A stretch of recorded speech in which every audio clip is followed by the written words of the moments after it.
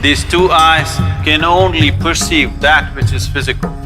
The third eye is an inward-focused eye. Your lustfulness, your desiring nature never ever stood outside, it only stood inside.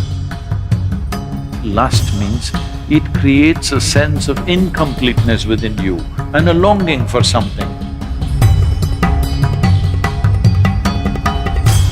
When we say Shiva, the word Shiva has become synonymous with the third eye. The third eye, what it means is, these two eyes are to look outside. These two eyes are capable of showing you the physicality of the existence. These two eyes can only perceive that which is physical. The third eye is an inward-focused eye. It's not going to open up upon your forehead. The third eye is an inward-looking eye. But you have heard stories, Shiva opened his eyes and he burnt kama. In India, there is a god of love and lust called Kama. Kama means lust, which you don't like to face it head-on, so you make it love.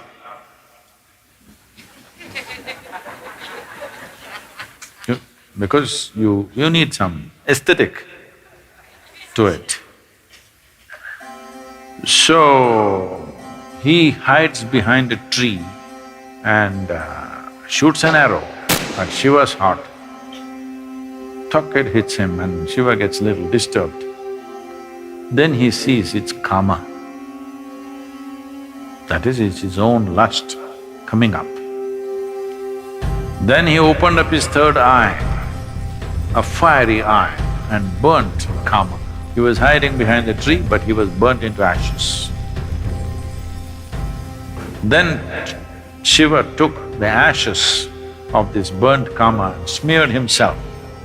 That I have put these things to rest for good. That is the general story told to the people. But you tell me, your lust arises within you or behind the tree? No, you may go behind the tree, that's another matter.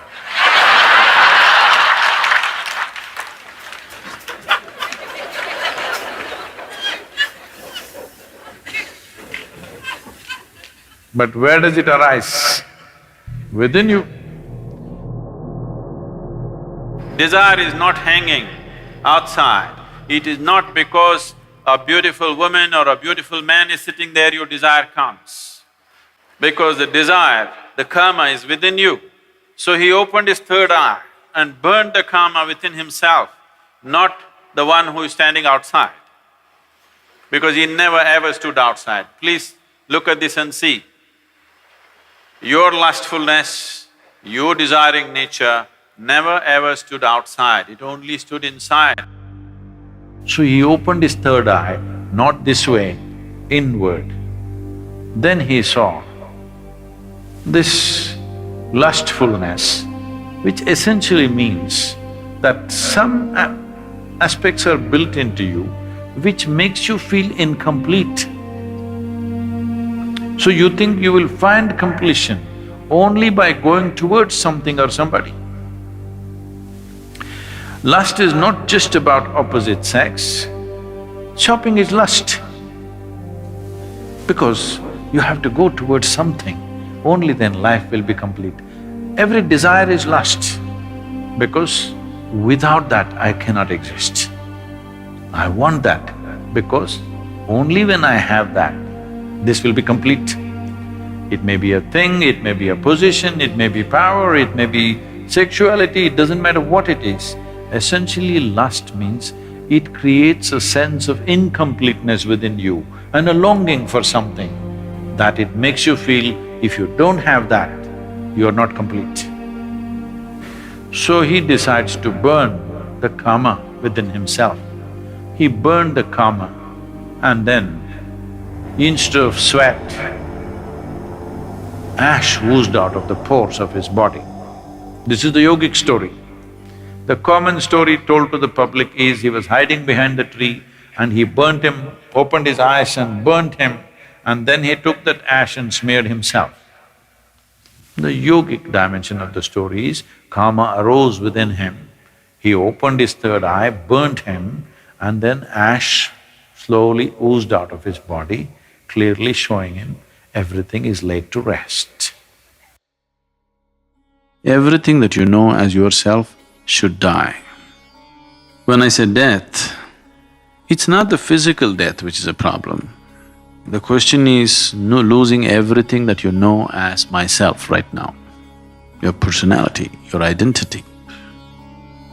Once you learn to be an individual beyond physiological and psychological formats, that means you're for good.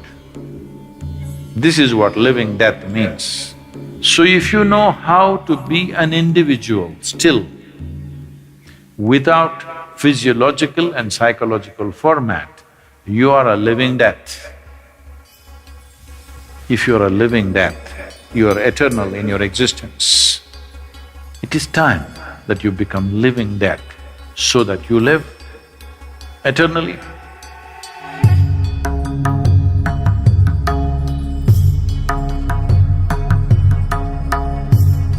But there's a certain dimension of consciousness which can go beyond time.